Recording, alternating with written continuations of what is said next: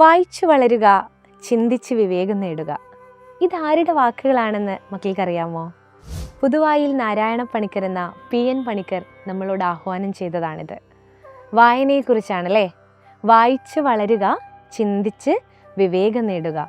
അപ്പോൾ വായനയുടെ പ്രാധാന്യം എത്രത്തോളമാണെന്ന് നമ്മളോട് പറഞ്ഞു തരികയാണ് ഈ വാക്കുകൾ. നിങ്ങളുടെ വായന ഇപ്പോൾ എത്രത്തോളം വളർന്നിട്ടുണ്ട് എന്നതിനെക്കുറിച്ച് നിങ്ങൾക്ക് എന്തെങ്കിലും ധാരണയുണ്ടോ? ചെറിയ ക്ലാസ് മുതൽ ഓരോ ക്ലാസ് കഴിയുമ്പോഴും നമ്മൾ വായനയുടെ ആഴം കൂട്ടി കൊണ്ടുവരേണ്ടതാണല്ലേ. അപ്പോൾ വായനയ്ക്കായിട്ട് ഒരു ദിനം ജൂൺ 19 വായനാ ദിനമാണ്. പക്ഷേ വായിക്കാൻ ഈ ഒരു ദിവസം മാത്രം മതിയോ? അല്ലെങ്കിൽ ജൂൺ 19 മാത്രം നമ്മൾ വായിച്ചാൽ മതിയോ? പോരല്ലേ. നമ്മൾ വായിക്കണം, എപ്പോഴും വായിക്കണം, വായിച്ചുകൊണ്ടേയിരിക്കണം. പക്ഷേ ഏത് തരത്തിലുള്ള പുസ്തകങ്ങൾ വായിക്കണം, എന്താണ് വായനയ്ക്കായിട്ട് നമ്മൾ തിരഞ്ഞെടുക്കേണ്ടത് എന്നൊക്കെ ഇപ്പോഴും എല്ലാവർക്കും കൺഫ്യൂഷനാണ്. അടുത്തുള്ള വായനശാലയിൽ പോയാൽ എനിക്ക് ഏത് പുസ്തകം തിരഞ്ഞെടുക്കണം? എനിക്ക് കവിതയാണോ ഇഷ്ടം, കഥയാണോ ഇഷ്ടം, നോവലുകളോട് എനിക്ക് എന്തെങ്കിലും ഒരു താല്പര്യമുണ്ടോ എന്നൊക്കെ നിങ്ങൾ സ്വയം ചോദിച്ചിട്ടുണ്ടോ? മലയാളം പുസ്തകങ്ങൾ, അതേപോലെ ഇംഗ്ലീഷ് പുസ്തകങ്ങൾ, ഇഷ്ടമുള്ള ഭാഷയിലുള്ള പുസ്തകങ്ങൾ വായിക്കാൻ നിങ്ങൾക്ക് കൊതി തോന്നാറുണ്ടോ? വായനയെ നമ്മൾ കൊതിയോടെ നോക്കിക്കാണുക, വായന ഒരു ലഹരിയാക്കുക എന്നാണ് എനിക്ക് പറയാനുള്ളത്.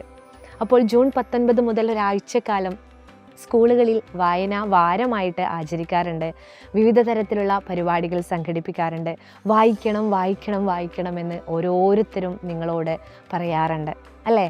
അപ്പോൾ സ്വയം തോന്നണം വായിക്കണം എന്നുള്ള ആ ഒരു കാര്യം, വായനയെ ഞാൻ ലഹരിയാക്കി എടുക്കണമെന്ന് നമുക്ക് സ്വയം തോന്നുകയാണ് വേണ്ടത്. അല്ലാതെ മറ്റുള്ളവർ പറയുന്നത് കേട്ടിട്ട് നമ്മൾ ഒരു ദിവസം വായിച്ച് അതവിടെ മടക്കി വെച്ച് പിന്നീട് അത് തുറക്കാത്ത രീതിയിൽ മാറിപ്പോകാൻ പാടില്ല. അപ്പോൾ PN പണിക്കരെ പറ്റി നമ്മൾ പറഞ്ഞു അല്ലേ. അദ്ദേഹത്തിൻ്റെ ഓർമ്മയ്ക്കായാണ് ജൂൺ 19 നമ്മൾ വായനാ ദിനമായിട്ട് ആചരിക്കുന്നത്. അപ്പോൾ വായനയിൽ PN പണിക്കരുടെ റോൾ എന്താണ്? നമ്മളോട് വായിക്കാൻ പറഞ്ഞ അദ്ദേഹം ആരായിരുന്നു എന്നൊക്കെ നമുക്കൊന്ന് അറിയണ്ടേ. അദ്ദേഹം ഒരു അധ്യാപകനായിരുന്നു, ഗ്രന്ഥശാല പ്രസ്ഥാനത്തിൻ്റെ സ്ഥാപകൻ കൂടിയാണ് PN പണിക്കർ. അദ്ദേഹം എന്താണ് ചെയ്തതെന്നറിയോ? അദ്ദേഹം വായനയെ ഒരുപാട് ഇഷ്ടപ്പെട്ടു. ഒരുപാട് പുസ്തകങ്ങൾ അദ്ദേഹം വായിച്ചു കൊണ്ടേയിരുന്നു. പിന്നീട് അദ്ദേഹത്തിന് തോന്നുകയാണ്, ഞാൻ മാത്രം വായിച്ചാൽ പോരാ, എനിക്ക് ചുറ്റുമുള്ളവരും എൻ്റെ നാട്ടിലുള്ളവരും എല്ലാം ഈ ഒരു വായനയെ ലഹരിയായിട്ട് എടുക്കേണ്ടതായിട്ടുണ്ടെന്ന്. അതിനായിട്ട് എന്ത് വേണം? ഒരുപാട് പുസ്തകങ്ങൾ വേണം. അപ്പോൾ പുസ്തകങ്ങൾ ശേഖരിക്കുക എന്നതായി അടുത്തത് അദ്ദേഹത്തിൻ്റെ ജോലി. അതിനായിട്ട് അദ്ദേഹം കേരളത്തിൽ മുഴുവൻ എല്ലാ ജില്ലകളിലും സഞ്ചരിച്ചു. ഒരുപാട് വീടുകളിൽ കയറിയിറങ്ങി ഒരുപാട് പുസ്തകങ്ങൾ സംഘടിപ്പിച്ചു, കളക്ട് ചെയ്തു. എന്നിട്ട് അദ്ദേഹം ഒരു ഗ്രന്ഥശാല, ഒരു വായനശാല ആരംഭിക്കുകയാണ്. എന്നിട്ട് ആ നാട്ടിലുള്ള എല്ലാവർക്കും വായന എന്ന് പറയുന്ന ആ ഒരു ലോകം തുറന്നു കൊടുക്കുകയാണ് ചെയ്തത്.